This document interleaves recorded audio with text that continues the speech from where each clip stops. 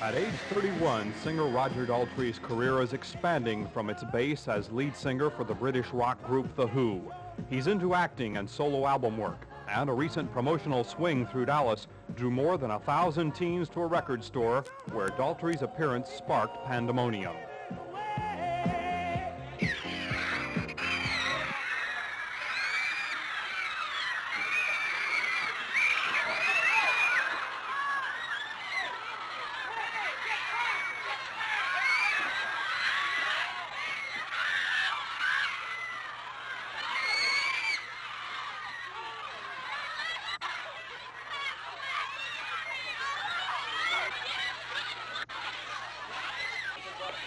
Try to hold the noise down there a little bit, please.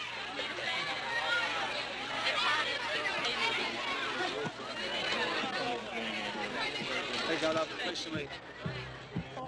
While the enthusiasm of the fans momentarily frightened police and those with Daltrey, he remained calm about the chaotic situation, but frustrated by a missed opportunity to communicate.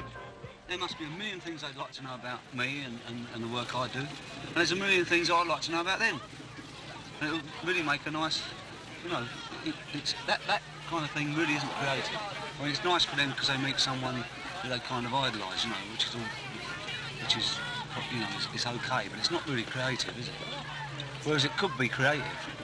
You know, I mean, if you booked a theatre, right? If you booked a theatre and let the kids in free, and then they could sit there and you have a two-way conversation with kids from the audience and that sort of thing, then it can be done. You could be on a stage and talk to them, and you'd learn about the kids from America, and they'd learn about him.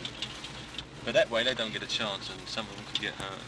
When I sing on stage, I get incredible visions. You see, I don't think singing is just singing the right notes. It's, you know, that's the least important part of singing, I think. There's a lot more. You can sing a flat note with meaning, and a pure, perfect note with no sort of feeling or anything, and the flat notes sound best, you know. And I get incredible. I put myself through the songs in my mind, and I found that acting gave me a way of getting all that out, you know, all the things. And I'm a very sort of complex character anyway, but I do find it hard to talk about it. I'm starting to find it easier. With a movie career launched in Tommy and moving along with a role in the forthcoming film biography of Franz Liszt, and The Who still at the top of the rock and roll heap after more than a decade, Roger Daltrey remains unaffected by his success, perhaps because he realizes just how easily it could have all gone the other way for a young kid from a working-class family. When you're down in that kind of level of society, unless you want to become a normal, and I was nowhere near a normal, you know, kind of person. I was an extrovert, you know. There's only certain ways out of it. You become a rock and roll singer, a boxer or a footballer, or a criminal. I mean, that's the only ways you can get money, to get out of it, you know. That's how I saw it. I was playing guitar at 13, yeah. And I had to make my first guitar.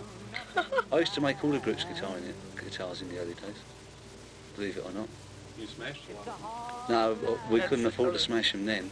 I could just about afford to make them. That's why I had to make them. You mean because they weren't available, or we couldn't afford them? I mean, a guitar was £150. I mean, that to us was like being a millionaire. I mean, I used to make them for about £10. I'm a one-man band. Nobody cares or understands. Is there anybody? While he says one day he'll be writing good music, for the present, Daltrey sings the words of others, though many of them appear applicable to his life at the center of one of rock music's most dynamic groups. Everything's good at expressing what you feel if you enjoy what you're doing and believe what you're doing. I mean, everything is. If you talk to one person and get an understanding of them, and they get an understanding of you, then that is valid, you know. I mean, so records is a different kind of thing, so is film. But I mean, everything in itself is valid. I'm free, and I'm waiting for you to follow